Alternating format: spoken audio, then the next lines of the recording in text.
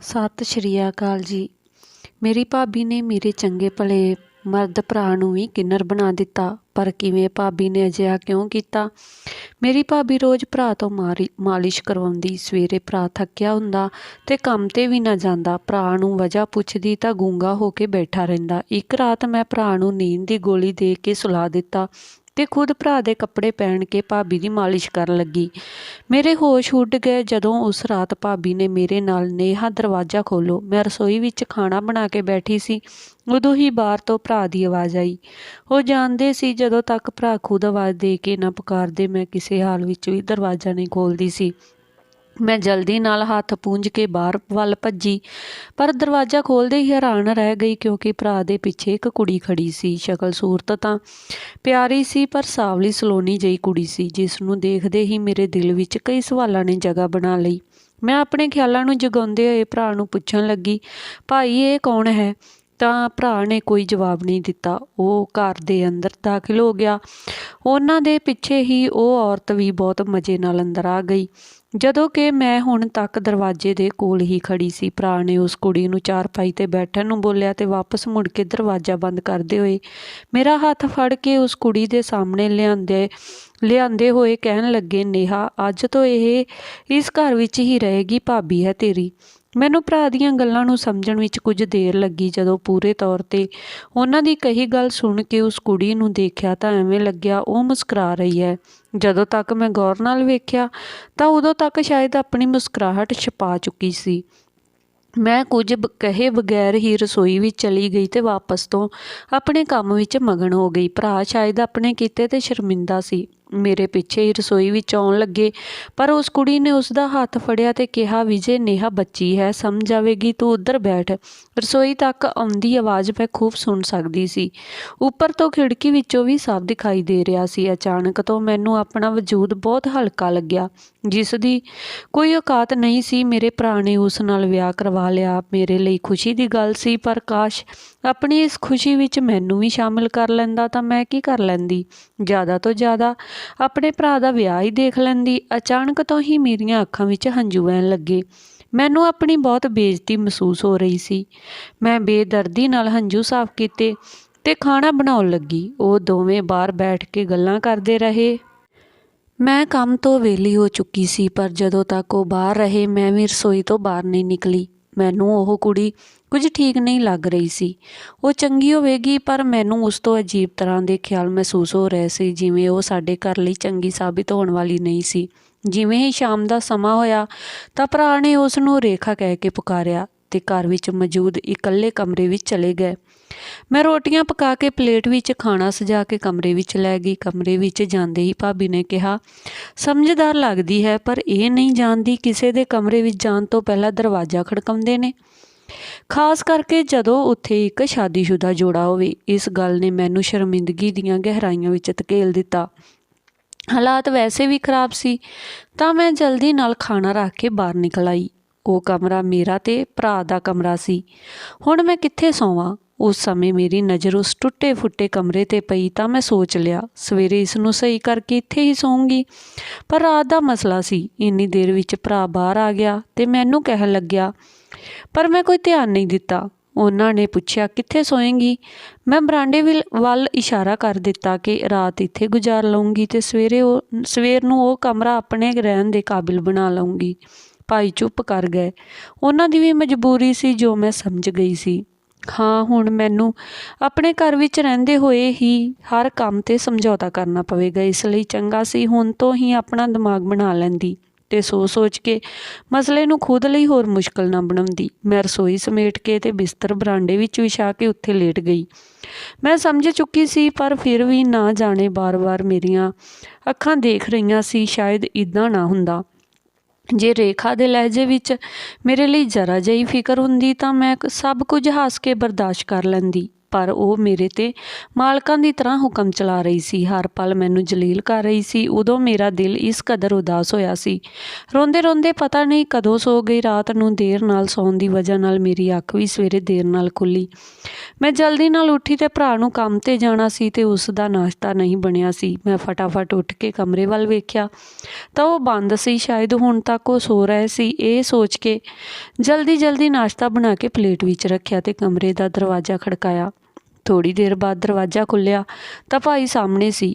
ਭਾਬੀ ਬਹੁਤ ਬੁਰਾ ਜਿਹਾ ਮੂੰਹ ਬਣਾ ਕੇ ਕੁਝ ਗੁਣਗੁਣਾ ਰਹੀ ਸੀ, ਪਰ ਭਰਾ ਨੇ ਨਾਸ਼ਤੇ ਦੀ ਪਲੇਟ ਫੜ ਕੇ ਧੰਨਵਾਦ ਕੀਤਾ। ਭਾਬੀ ਹੁਣ ਵੀ ਵਿਗੜੇ ਮੂਡ ਨਾਲ ਬੈਠੀ ਸੀ।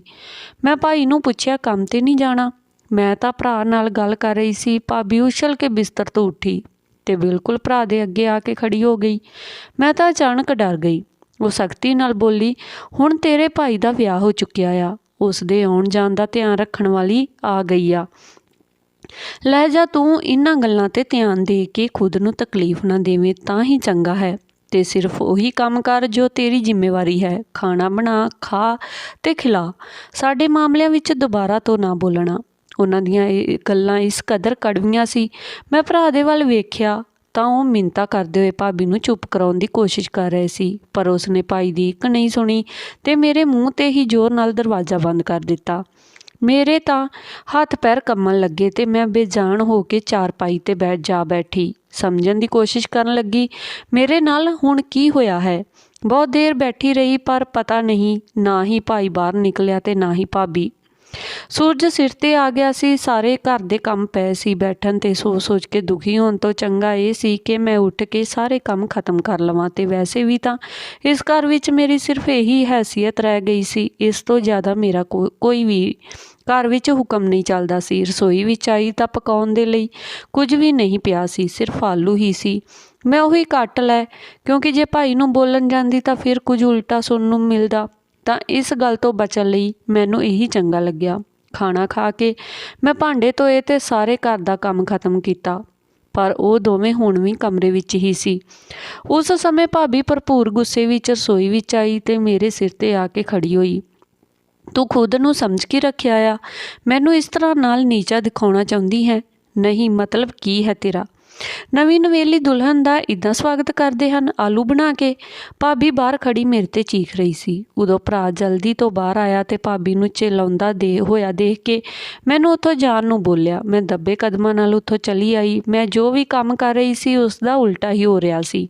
ਮੈਂ ਸਮਝ ਨਹੀਂ ਪਾ ਰਹੀ ਸੀ ਕਿ ਭਾਬੀ ਚਾਹੁੰਦੀ ਕੀ ਹੈ। ਖੈਰ, ਤੰਗ ਆ ਕੇ ਮੈਂ ਉਸ ਕਬਾੜ ਵਾਲੇ ਕਮਰੇ ਦੀ ਸਫਾਈ ਕੀਤੀ ਤੇ 2-3 ਘੰਟੇ ਲਗਾਤਾਰ ਮਿਹਨਤ ਦੇ ਬਾਅਦ ਉਹ ਕਮਰਾ ਸਾਫ਼ ਕਰਨ ਵਿੱਚ ਕਾਮਯਾਬ ਹੋ ਗਈ। ਬਾਕੀ ਪੂਰਾ ਦਿਨ ਭਾਈ ਤੇ ਭਾਬੀ ਕਮਰੇ ਵਿੱਚ ਹੀ ਰਹਿੰਦੇ। ਸ਼ਾਮ ਨੂੰ ਦੋਵੇਂ ਤਿਆਰ ਹੋ ਕੇ ਬਾਹਰ ਚਲੇ ਗਏ। ਭਰਾ ਨੇ ਮੈਨੂੰ ਸਿਰਫ ਇੰਨਾ ਦੱਸਿਆ ਸੀ ਕਿ ਅਸੀਂ ਦੇਰ ਨਾਲ ਆਵਾਂਗੇ, ਕੁੰਡੀ ਲਗਾ ਲੈਣਾ, ਪਰ ਭਾਬੀ ਨੇ ਤਾਂ ਮੇਰੇ ਵੱਲ ਵੇਖਣਾ ਵੀ ਗਵਾਰਾ ਨਹੀਂ ਕੀਤਾ ਸੀ। ਪਿਛਲੇ 1 ਦਿਨ ਤੋਂ ਮੇਰਾ ਦਿਲ ਬਾਰ-ਬਾਰ ਟੁੱਟ ਰਿਹਾ ਸੀ। ਹੁਣ ਸਮਝ ਆ ਰਿਹਾ ਸੀ ਲੋਕ ਕਿਉਂ ਵਿਆਹ ਦੇ ਬਾਅਦ ਬਦਲ ਜਾਂਦੇ ਹਨ। ਮੈਂ ਖੁਦ ਨੂੰ ਬਹੁਤ ਇਕੱਲਾ ਮਹਿਸੂਸ ਕਰ ਰਹੀ ਸੀ। ਮਾਂ ਦੀ ਮੌਤ ਬਹੁਤ ਪਹਿਲਾਂ ਹੋ ਗਈ ਸੀ, ਪਰ ਪਿਤਾ ਜੀ ਸਾਡੇ ਨਾਲ ਸੀ। ਉਹਨਾਂ ਨੇ ਸਾਡੇ ਦੋਵਾਂ ਦਾ ਸਕੂਲ ਵਿੱਚ ਦਾਖਲਾ ਕਰਵਾਇਆ ਸੀ। ਮੈਂ ਤਾਂ ਬਹੁਤ ਹੀ ਖੁਸ਼ੀ ਨਾਲ ਸਕੂਲ ਜਾਣ ਲੱਗੀ, ਪਰ ਭਾਈ ਅਕਸਰ ਸਕੂਲ ਤੋਂ ਛੁੱਟੀ ਕਰ ਲੈਂਦਾ। ਜਦੋਂ ਪਿਤਾ ਜੀ ਉਸ ਨੂੰ ਸਕੂਲ ਨਾ ਜਾਣ ਦੀ ਵਜ੍ਹਾ ਪੁੱਛਦੇ ਤਾਂ ਉਹ ਕਦੇ ਕੋਈ ਬਹਾਨਾ ਬਣਾ ਦਿੰਦਾ ਤਾਂ ਕਦੇ ਕੋਈ ਕਿਸੇ ਬਿਮਾਰੀ ਦਾ ਬੋਲ ਦਿੰਦਾ। ਆਖਿਰਕਾਰ ਇੱਕ ਦਿਨ ਤੰਗ ਆ ਕੇ ਪਿਤਾ ਜੀ ਨੇ ਪੁੱਛ ਹੀ ਲਿਆ ਕਿ ਤੂੰ ਸਕੂਲ ਪੜ੍ਹਨਾ ਵੀ ਚਾਹੁੰਦਾ ਹੈ ਜਾਂ ਨਹੀਂ। ਤਾਂ ਉਸ ਦਿਨ ਭਰਾ ਨੇ ਮਨਾ ਕਰ ਦਿੱਤਾ ਕਿ ਉਸ ਨੂੰ ਨਹੀਂ ਪੜ੍ਹਨਾ ਤੇ ਨਾ ਹੀ ਉਸ ਤੋਂ ਨਹੀਂ ਪੜ੍ਹਿਆ ਜਾਂਦਾ ਹੈ।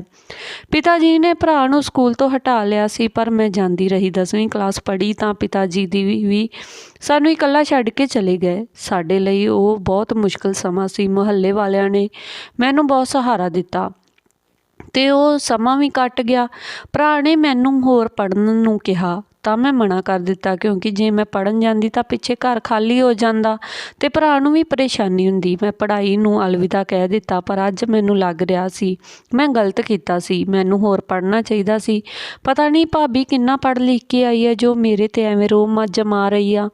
ਭਰਾ ਨੇ ਪਿਤਾ ਦੀ ਪਿੰਡ ਵਾਲੀ ਦੁਕਾਨ ਵੇਚ ਦਿੱਤੀ ਸੀ ਤੇ ਅਸੀਂ ਇਸ ਸ਼ਹਿਰ ਵਿੱਚ ਇੱਕ ਛੋਟੀ ਜਿਹੀ ਦੁਕਾਨ ਪਾ ਕੇ ਕੋਈ ਹੋਰ ਕੰਮ ਸ਼ੁਰੂ ਕਰ ਲਿਆ ਸੀ। ਪਰ ਮੈਂ ਇੰਨਾ ਜਾਣਦੀ ਸੀ ਭਰਾ ਦਾ ਕੰਮ ਸਹੀ ਨਹੀਂ ਚੱਲ ਰਿਹਾ ਸੀ। ਉਹਨਾਂ ਦਿਨਾਂ ਵਿੱਚ ਉਹ ਬਹੁਤ ਪਰੇਸ਼ਾਨ ਰਹਿਣ ਲੱਗੇ ਸੀ। ਪਹਿਲਾਂ ਜਿਸ ਤਰ੍ਹਾਂ ਖੁੱਲ੍ਹੇ ਹੱਥੋਂ ਪੈਸੇ ਖਰਚ ਕੀਤੇ ਜਾਂਦੇ ਸੀ, ਹੁਣ ਉੱਥੇ ਸੋਚ ਕੇ ਸਭ ਕੁਝ ਲਿਆਇਆ ਜਾਂਦਾ ਸੀ। ਜੇ ਇੰਨਾ ਮੁਸ਼ਕਿਲ ਸਮਾਂ ਸੀ ਤਾਂ ਭਰਾ ਨੇ ਐਵੇਂ ਦੇ ਮੌਕੇ 'ਤੇ ਵਿਆਹ ਕਿਉਂ ਕੀਤਾ?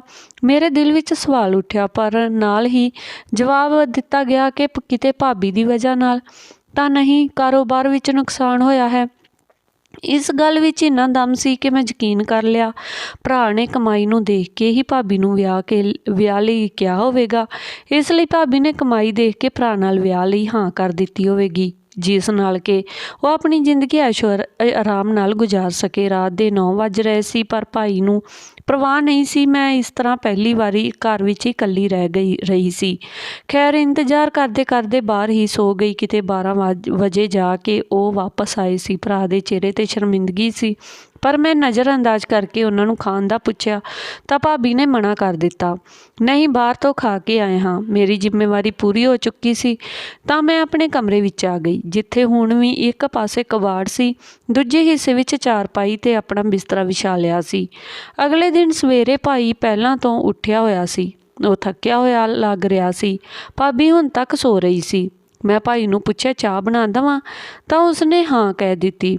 ਮੈਂ ਉਸ ਲਈ ਚਾਹ ਬਣਾ ਦਿੱਤੀ ਤੇ ਖੁਦ ਕੰਮਾਂ ਵਿੱਚ ਵਿਅਸਤ ਹੋ ਗਈ। ਮੈਨੂੰ ਲੱਗਿਆ ਸੀ ਸ਼ਾਇਦ ਭਾਈ ਅੱਜ ਕੰਮ 'ਤੇ ਛੇਤੀ ਜਾਵੇਗਾ, ਪਰ ਭਾਈ ਆਰਾਮ ਨਾਲ ਵਰਾਂਡੇ ਵਿੱਚ ਪਈ ਚਾਰਪਾਈ 'ਤੇ ਲੇਟ ਕੇ ਸੋ ਰਿਹਾ ਸੀ। ਮੈਨੂੰ ਬਹੁਤ ਹੈਰਾਨੀ ਹੋਈ ਕਿ ਪਹਿਲਾਂ ਤਾਂ ਕਦੇ ਕੰਮ ਤੋਂ ਐਵੇਂ ਛੁੱਟੀ ਨਹੀਂ ਕੀਤੀ। ਸ਼ਾਇਦ ਤਬੀਅਤ ਖਰਾਬ ਹੋਈ ਹੈ। ਇਹੀ ਸੋਚ ਕੇ ਖੁਦ ਨੂੰ ਤਸੱਲੀ ਦਿੱਤੀ। ਭਾਬੀ ਉੱਠੀ ਤਾਂ ਉਹ ਬਹੁਤ ਖੁਸ਼ ਲੱਗ ਰਹੀ ਸੀ। ਮੈਂ ਇਹ ਸਮਝੀ ਕਿ ਸ਼ਾਇਦ ਰਾਤ ਨੂੰ ਸੈਰ ਕਰਕੇ ਆਈ ਹੈ, ਇਸ ਵਜ੍ਹਾ ਨਾਲ ਖੁਸ਼ ਹੈ। ਮੈਂ ਭਾਬੀ ਨੂੰ ਨਾਸ਼ਤਾ ਦਿੱਤਾ ਤੇ ਕੋਈ ਗੱਲ ਨਹੀਂ ਕੀਤੀ, ਪਰ ਉਸ ਦਾ ਮੂਡ ਬਹੁਤ ਖੁਸ਼ ਸੀ। ਮੈਨੂੰ ਕੋਲ ਬਿਠਾ ਲਿਆ, ਇੱਧਰ ਉੱਧਰ ਦੀਆਂ ਗੱਲਾਂ ਕਰਨ ਲੱਗੀ। ਮੈਨੂੰ ਬਹੁਤ ਹੈਰਾਨੀ ਹੋਈ ਕਿ ਇਹ ਉਹੀ ਕੁੜੀ ਹੈ ਜੋ 2-3 ਦਿਨ ਤੋਂ ਮੇਰੀ ਬੇਇੱਜ਼ਤੀ ਕਰ ਰਹੀ ਹੈ। ਮੈਂ ਪਹਿਲਾਂ ਤਾਂ ਉਸ ਦੀਆਂ ਗੱਲਾਂ ਦਾ ਜਵਾਬ ਨਹੀਂ ਦੇਣਾ ਚਾਹੁੰਦੀ ਸੀ, ਪਰ ਫਿਰ ਜਵਾਬ ਦੇ ਦਿੱਤਾ, ਕਿਉਂਕਿ ਜੇ ਸਕੂਨ ਹੋ ਰਿਹਾ ਸੀ ਤਾਂ ਚੰਗੀ ਗੱਲ ਸੀ। ਦੁਪਹਿਰ ਦਾ ਖਾਣਾ ਵੀ ਬਣ ਗਿਆ।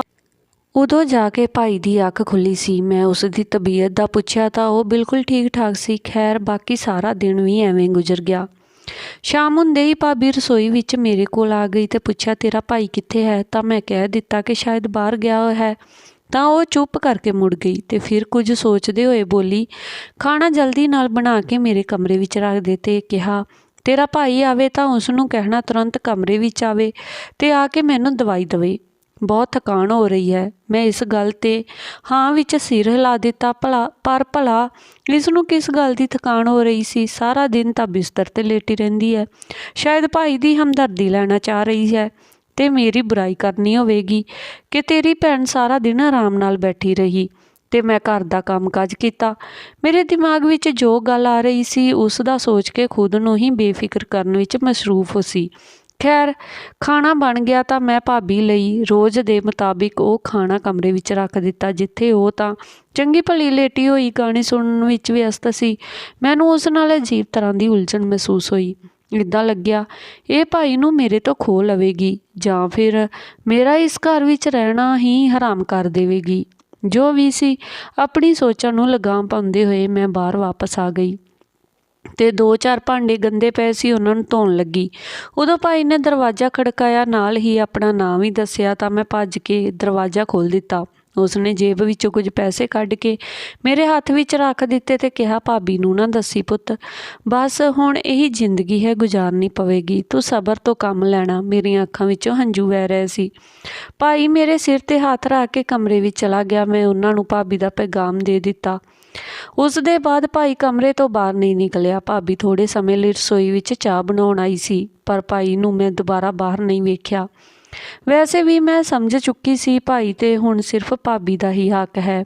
ਉਹ ਮੈਨੂੰ ਇਸ ਘਰ ਵਿੱਚ ਰਹਿਣ ਦੇ ਰਹੀ ਹੈ, ਇੰਨਾ ਹੀ ਬਹੁਤ ਹੈ। ਸਵੇਰੇ ਉੱਠੀ ਤਾਂ ਭਾਈ ਪਹਿਲਾਂ ਤੋਂ ਹੀ ਜਾਗ ਰਿਹਾ ਸੀ। ਉਹ ਥੱਕਿਆ ਹੋਇਆ ਲੱਗ ਰਿਹਾ ਸੀ, ਅੱਖਾਂ ਵੀ ਭਾਰੀ ਦਿਖਾਈ ਦੇ ਰਹੀਆਂ ਸੀ। ਮੈਂ ਫਿਰ ਚਾਹ ਬਣਾ ਦਿੱਤੀ ਤਾਂ ਭਾਈ ਨੇ ਧੰਨਵਾਦ ਕਹਿ ਕੇ ਸਿਰ 'ਤੇ ਚਾਦਰ ਰੱਖ ਲਈ ਤੇ ਲੇਟ ਕੇ ਸੋ ਗਿਆ। ਹੁਣ ਮੈਨੂੰ ਲੱਗਿਆ ਸੀ ਕਿ ਭਾਈ ਨੇ ਕੰਮ 'ਤੇ ਨਹੀਂ ਜਾਣਾ ਹੈ, ਪਰ ਉਸ ਤੋਂ ਪਹਿਲਾਂ ਕਿ ਮੈਂ ਕੁਝ ਪੁੱਛਦੀ, ਭਾਬੀ ਨੇ ਮੈਨੂੰ ਉੱਥੇ ਖੜਾ ਦੇਖਿਆ ਤਾਂ ਆਪਣੀ ਜਾਨ ਬਚਾਉਂਦੀ ਮੈਂ ਰਸੋਈ ਵਿੱਚ ਆ ਗਈ।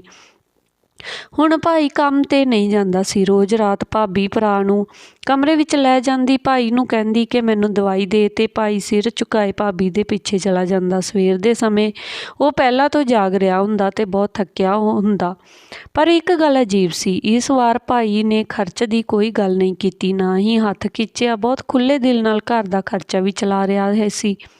2-3 ਹਫ਼ਤੇ ਲਗਾਤਾਰ ਇਹੀ ਹੁੰਦਾ ਰਿਹਾ। ਮੈਨੂੰ ਬਹੁਤ ਹੈਰਾਨੀ ਹੋਈ ਕਿ ਜੋ ਭਰਾ ਰੋਜ਼ ਕੰਮ 'ਤੇ ਜਾਂਦਾ ਸੀ, ਭਾਬੀ ਦੇ ਆਉਣ ਤੋਂ ਬਾਅਦ ਉਹ ਕੰਮ 'ਤੇ ਜਾਣ ਦੀ ਬਜਾਏ ਸਾਰਾ ਦਿਨ ਘਰ ਹੀ ਸੁੱਤਾ ਰਹਿੰਦਾ ਹੈ।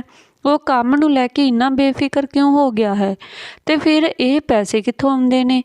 ਉਸ ਨੂੰ ਇੰਨੀ ਨੀਂਦ ਕਿਉਂ ਆਉਂਦੀ ਆ? ਅਜਿਹਾ ਭਾਬੀ ਰਾਤ ਨੂੰ ਉਸ ਨਾਲ ਕੀ ਕਰਦੀ ਆ ਕਿ ਉਹ ਸਵੇਰੇ ਹੀ ਇੰਨਾ ਥੱਕ ਟੁੱਟ ਜਾਂਦਾ ਆ? ਹੁਣ ਮੈਨੂੰ ਕੁਝ ਸ਼ੱਕ ਹੋਣ ਲੱਗਿਆ ਤੇ ਹੁਣ ਮੈਂ ਇਸ ਗੱਲ ਦਾ ਪਤਾ ਲਗਾਉਣਾ ਚਾਹੁੰਦੀ ਸੀ, ਤੇ ਇੱਕ ਦਿਨ ਮੈਨੂੰ ਇਹ ਮੌਕਾ ਮਿਲ ਗਿਆ। ਮੈਂ ਉਸ ਦਿਨ ਭਰਾ ਦੀ ਬਹੁਤ ਜ਼ਿਆਦਾ ਤਬੀਅਤ ਖਰਾਬ ਸੀ। ਮੈਂ ਉਹਨਾਂ ਦੀ ਤਬੀਅਤ ਪੁੱਛੀ ਤੇ ਉਹਨਾਂ ਨੂੰ ਸਿਰ ਦਰਦ ਦੀ ਬਜਾਏ ਨੀਂਦ ਦੀ ਗੋਲੀ ਚਾਹ ਦੇ ਵਿੱਚ ਨਾਲ ਦੇ ਦਿੱਤੀ ਤੇ ਆਪਣੇ ਕਮਰੇ ਵਿੱਚ ਸੁਲਾ ਦਿੱਤਾ। ਜਦੋਂ ਭਾਬੀ ਨੇ ਭਰਾ ਨੂੰ ਬੁਲਾਇਆ ਤਾਂ ਮੈਂ ਖੁਦ ਭਾਈ ਦੇ ਕੱਪੜੇ ਪਹਿਨ ਕੇ ਕਮਰੇ ਵਿੱਚ ਚਲੀ ਗਈ, ਪਰ ਉੱਥੇ ਜਾ ਕੇ ਮੇਰੀ ਰੂਹ ਕੰਬ ਗਈ ਕਿਉਂਕਿ ਭਾਬੀ ਬਹੁਤ ਜਲਦੀ ਵਿੱਚ ਲੱਗ ਰਹੀ ਸੀ। ਉਸਨੇ ਬਿਸਤਰ 'ਤੇ ਇੱਕ ਔਰਤਾਂ ਵਾਲਾ ਕੁੜਤਾ ਕੱਢ ਕੇ ਰੱਖਿਆ ਹੋਇਆ ਸੀ, ਨਾਲ ਹੀ ਜਿਊਲਰੀ ਤੇ ਮੇਕਅਪ ਵੀ ਪਿਆ ਸੀ। ਉਹ ਜਲਦੀ ਨਾਲ ਬੋਲੀ, ਜਾ ਇਹ ਕੱਪੜੇ ਪਹਿਨ ਲੈ ਤੇ ਇੱਥੇ ਆ, ਤੈਨੂੰ ਤਿਆਰ ਕਰ ਦੇਵਾਂ। ਅੱਜ ਬਹੁਤ ਵੱਡੀ ਲਾਟਰੀ ਲੱਗੇਗੀ, ਜਾਣਦਾ ਹੈ, ਇੱਕ ਵਿਆਹ ਹੈ, ਉੱਥੇ ਉਹਨਾਂ ਨੇ ਬਹੁਤ ਕਿੰਨਰਾਂ ਨੂੰ ਬੁਲਾਇਆ ਹੈ, ਤੈਨੂੰ ਵੀ ਚੰਗੇ ਖਾਸੇ ਪੈਸੇ ਮਿਲ ਜਾਣਗੇ। ਤੇ ਹਾਂ, ਇਹ ਬਾਹਰ ਦਾ ਦਰਵਾਜ਼ਾ ਬਹੁਤ ਸ਼ੋਰ ਕਰਦਾ ਹੈ, ਕੱਲ੍ਹ ਇਸ ਵਿੱਚ ਤੇਲ ਪਾ ਦੇਣਾ। ਮੇਕਅਪ ਰੱਖਦੇ ਹੋਏ ਭਾਬੀ ਲਗਾਤਾਰ ਬੋਲਦੀ ਚਲੀ ਜਾ ਰਹੀ ਸੀ, ਜਦੋਂ ਕਿ ਮੈਂ ਆਪਣੀ ਜਗ੍ਹਾ ਗੂੰਗੀ ਸੀ। ਕੋਈ ਜਵਾਬ ਨਾ ਪਾ ਕੇ ਭਾਬੀ ਨੇ ਪਿੱਛੇ ਦੇਖਿਆ ਤਾਂ ਉਹ ਚੁੱਪ ਦੀ ਚੁੱਪ ਰਹਿ ਗਈ, ਕਿਉਂਕਿ ਸਭ ਕੁਝ ਮੇਰੀ ਪੂਰੀ ਰੰਗਤ ਨੇ ਦੱਸ ਦਿੱਤਾ ਸੀ। ਮੈਂ ਹਰ ਗੱਲ ਸੁਣ ਚੁੱਕੀ ਸੀ। ਮੈਂ ਚੁੱਪਚਾਪ ਬਾਹਰ ਨਿਕਲ ਆਈ ਤੇ ਪੂਰੀ ਰਾਤ ਰੋਂਦੀ ਰਹੀ ਕਿ ਕਿਵੇਂ ਦੀ ਔਰਤ ਮਿਲੀ ਹੈ ਮੇਰੇ ਭਾਈ ਨੂੰ, ਜੋ ਚੰਗੇ ਖਾਸੇ ਮਰਦ ਨੂੰ ਕਿੰਨਰ ਬਣਾ ਕੇ ਉਸ ਤੋਂ ਭੀਖ ਮੰਗਵਾਉਂਦੀ ਹੈ, ਵਿਆਹਾਂ 'ਤੇ ਨਚਾਉਂਦੀ ਹੈ। ਸਾਰੀ ਰਾਤ ਰੋ ਕੇ ਉੱਪਰ ਵਾਲੇ ਤੋਂ ਦੁਆ ਮੰਗੀ। ਸਵੇਰੇ ਜਦੋਂ ਭਾਈ ਦੀ ਅੱਖ ਖੁੱਲੀ ਤਾਂ ਮੈਂ ਸਾਫ਼ ਪੁੱਛਿਆ, ਕੀ ਜ਼ਰੂਰਤ ਹੈ ਆਪਣੀ ਚੰਗੀ ਭਲੀ ਦੁਕਾਨ ਛੱਡ ਕੇ ਕਿੰਨਰ ਬਣਨ ਦੀ? ਤਾਂ ਉਹ ਰੋਣ ਲੱਗਿਆ। ਮੇਰਾ ਭਾਈ ਜ਼ਿੰਦਗੀ ਵਿੱਚ ਪਹਿਲੀ ਵਾਰ ਮੇਰੇ ਸਾਹਮਣੇ ਰੋ ਰਿਹਾ ਸੀ। ਕਹਿਣ ਲੱਗਿਆ, ਮੈਂ ਮੋਟਰਸਾਈਕਲ 'ਤੇ ਜਾ ਰਿਹਾ ਸੀ, ਰੇਖਾ ਦੀ ਮਾਂ ਅਚਾਨਕ ਮੇਰੇ ਸਾਹਮਣੇ ਆ ਗਈ ਤੇ ਉਹ ਮਰ ਗਈ। ਉਸਨੇ ਮੇਰੇ 'ਤੇ ਕਤਲ ਦਾ ਕੇਸ ਕਰਨ ਦੀ ਧਮਕੀ ਦਿੱਤੀ, ਨਾਲ ਹੀ 10 ਲੱਖ ਰੁਪਏ ਵੀ ਮੰਗੇ। ਮੈਂ ਕਿੱਥੋਂ ਦੇ ਸਕਦਾ ਸੀ, ਤਾਂ ਉਸਨੇ ਮੇਰੇ ਨਾਲ ਵਿਆਹ ਕਰਵਾ ਲਿਆ। ਹੁਣ ਇਹ ਰੋਜ਼ ਰਾਤ ਮੈਨੂੰ ਕਿੰਨਰ ਬਣਾ ਕੇ ਪੈਸੇ ਕਮਾਉਣ ਭੇਜਦੀ ਹੈ। ਮੈਂ ਆਪਣੀ ਇੱਜ਼ਤ ਦਾ ਜਨਾਜ਼ਾ ਖੁਦ ਹੀ ਉੱਠਦੇ ਹੋਏ ਦੇਖਦਾ ਹਾਂ, ਪਰ ਮੈਂ ਥੱਕ ਗਿਆ। ਸੱਚ ਲੁਕਾਉਂਦੇ ਮੈਂ ਭਾਈ ਨੂੰ ਕਿਹਾ, ਜੇ ਕਿਸੇ ਕੁੜੀ ਦੀ ਮਾਂ ਮਰੇ ਤਾਂ ਉਹ ਐਵੇਂ ਖੁਸ਼ ਤੇ ਬੇਫਿਕਰ ਨਹੀਂ ਹੁੰਦੀ, ਇਹ ਜ਼ਰੂਰ ਝੂਠ ਬੋਲ ਰਹੀ ਆ। ਭਾਈ ਦੇ ਦੱਸਣ ਦੇ ਬਾਅਦ ਅਸੀਂ ਉਸ ਜਗ੍ਹਾ ਗਏ ਜਿੱਥੇ ਇਹ ਸਭ ਹੋਇਆ ਸੀ। ਉੱਥੇ ਜਾ ਕੇ ਪਤਾ ਲੱਗਿਆ ਉਹ ਔਰਤ ਤਾਂ ਕਿਰਾਏ 'ਤੇ ਕੰਮ ਕਰਦੀ ਆ ਤੇ ਜੋ ਉਸ ਦੀ ਕੁੜੀ ਬਣੀ ਸੀ ਪੂਰੇ ਇਲਾਕੇ ਨੂੰ ਲੁੱਟ ਚੁੱਕੀ ਸੀ, ਕਦੇ ਕਿਸੇ ਬਹਾਨੇ ਨਾਲ ਤੇ ਕਦੇ ਕਿਸੇ ਬਹਾਨੇ ਨਾਲ। ਹੁਣ ਸ਼ਾਇਦ ਉਸ ਨੂੰ ਘਰ ਵਸਾਉਣ ਦਾ ਖਿਆਲ ਆਇਆ ਤਾਂ ਭਾਈ ਦੇ ਨਾਲ ਵਿਆਹ ਕਰਵਾ ਲਿਆ। ਅਸੀਂ ਉਸ ਔਰਤ ਨੂੰ ਵੀ ਮਿਲੇ, ਉਹ ਵੀ ਚੰਗੀ ਖਾਸੀ ਸੀ। ਉਸ ਦਿਨ ਘਰ ਆ ਕੇ ਭਾਈ ਨੇ ਕੁਝ ਵੀ ਕਹੇ ਸੁਣੇ ਬਗੈਰ ਉਸ ਨੂੰ ਤਲਾਕ ਦੇ ਦਿੱਤਾ। ਉਹ ਸਾਨੂੰ ਧਮਕੀਆਂ ਦੇ ਰਹੀ ਸੀ, ਪਰ ਭਾਈ ਨੇ ਉਸ ਨੂੰ ਜ਼ਿਆਦਾ ਅਹਿਮੀਅਤ ਨਹੀਂ ਦਿੱਤੀ ਤੇ ਅਸੀਂ ਉਹ ਸ਼ਹਿਰ ਛੱਡ ਕੇ ਇੱਕ ਨਵੇਂ ਇਲਾਕੇ ਵਿੱਚ ਵਸ ਗਏ। ਅੱਜ ਭਾਈ ਦੇ 3 ਬੱਚੇ ਹਨ। ਮੇਰਾ ਵਿਆਹ ਵੀ ਹੋ ਚੁੱਕਿਆ ਹੈ, ਪਰ ਅਸੀਂ ਇਹ ਵਾਕਿਆ ਕਦੇ ਨਹੀਂ ਭੁੱਲ ਸਕਦੇ। ਉਸ ਕੁੜੀ ਦੇ ਬਾਰੇ ਵਿੱਚ ਕਿਹਾ ਜਾਂਦਾ ਹੈ ਸ਼ਾਇਦ ਪਾਗਲ ਹੋ ਗਈ ਹੈ ਜਾਂ ਕੀ ਹੋਇਆ, ਉੱਪਰ ਵਾਲਾ ਜਾਣਦਾ ਹੈ। ਪਰ ਇਹ ਗੱਲ ਬਿਲਕੁਲ ਸੱਚ ਹੈ ਕਿ ਬੁਰੇ ਕਰਮਾਂ ਦਾ ਬੁਰਾ ਹੀ ਨਤੀਜਾ ਹੁੰਦਾ ਹੈ। ਦੋਸਤੋ, ਇਸ ਬਾਰੇ ਤੁਹਾਡੇ ਕੀ ਵਿਚਾਰ ਹਨ? ਕਮੈਂਟ ਕਰਕੇ ਜ਼ਰੂਰ ਦੱਸਣਾ। ਸੋ ਦੋਸਤੋ, ਇਹ ਸੀ ਅੱਜ ਦੀ ਆਪਣੀ ਕਹਾਣੀ। ਜੇਕਰ ਕਹਾਣੀ ਵਧੀਆ ਲੱਗੀ ਹੋਵੇ ਤਾਂ ਲਾਈਕ, ਕਮੈਂਟ, ਸ਼ੇਅਰ ਜ਼ਰੂਰ ਕਰਨਾ ਤੇ ਚੈਨਲ ਨੂੰ ਸਬਸਕ੍ਰਾਈਬ ਜ਼ਰੂਰ ਕਰ ਲੈਣਾ ਜੀ।